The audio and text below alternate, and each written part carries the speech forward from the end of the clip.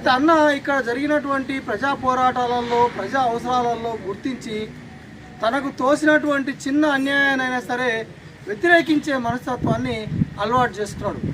అది ఎట్లా అంటే అమర్చింతలో ఉన్నటువంటి ఒకప్పుడు ఆర్ఎస్యు భావజాలంతో ఉన్నటువంటి ఇప్పుడు సిపిఎం సెక్రటరీ జాన్ వెస్లీ శిష్యులుగా ఉండి వాళ్ళ బ్యాచ్లో ఉండి ఎస్యూసిఐ అనేటువంటి బ్యానర్ తోటి వీళ్ళు పనిచేయడం స్టార్ట్ చేసి కాలేజ్ ఎలక్షన్లలో ఎవరు బైకాట్ చేయాలని వాళ్ళు వస్తే మేము బైకాట్ చేయం, మా సమావేశం మేము పెట్టుకుంటాం, మీ ఇష్టం ఉంటే మీరు పోరే అని చెప్పి చాలా ధైర్యంగా ఎంవిఎస్ కాలేజీలో అన్న డిగ్రీ చేసుకుంటా ఏబీవీపీ వాళ్ళకి వ్యతిరేకంగా మాట్లాడినప్పుడు ఈ జాన్ వెస్లీ వాళ్ళ తమ్ముడు ఇంకా కొంతమంది ముగ్గురు ఆర్ఎస్యు పిల్లలు వీళ్ళు మొత్తం 14 మంది ఒక బ్యాచ్గా ఉండేది.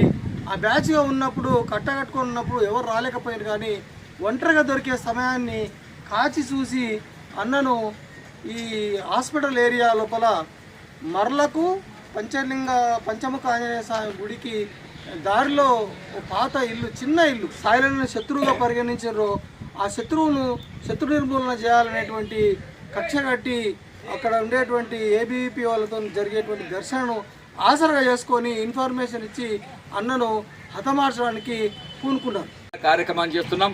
అయితే ఈ కార్యక్రమం ఈ ఒక్కరోజే కాకుండా ఎంత పెద్ద సాయిలన్న అంటే ఆ రోజులల్లో అప్పటి వరకు చాలామంది అనుకుంటారు సాయిలన్న నక్సలైట్ ఏమో, సాయిలన్న ఎర్రజెండ పట్టిన నక్సలైట్ కావచ్చు. ఆ నక్సలైట్ కాదు, నక్సలైట్లు అప్పటికి లేరు. సాయిలన్న వచ్చినప్పుడు నక్సలైట్లు లేరు.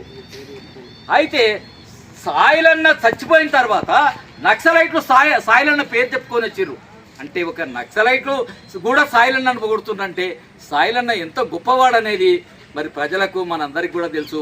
ఆ సాయిలన్న ఆశయ సాధన కొరకు మనందరం పోరాటం చేస్తూ మరి ప్రతి వర్ధంతి జయంతిలను కూడా అన్నను ఒకసారి గుర్తు చేసుకుందాం. ఈ అమ్రాబాద్ మండల ప్రజల కొరకు, ఇక్కడున్న దోపిడి కొరకు, ఇక్కడున్న అసమానతల కొరకు పోరాటం చేసినటువంటి వీరుడు.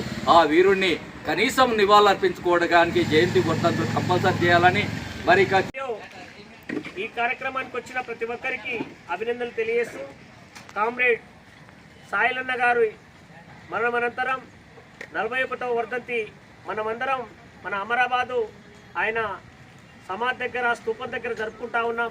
కాబట్టి కామ్రేడ్ సాయిల్ గారికి మనమందరం ఒక 2 నిమిషాలు మౌనం పాటించడానికి. న్యాయం కోసం పుట్టినటువంటి వాళ్ళు చరిత్రలో మిగిలిపోతారు.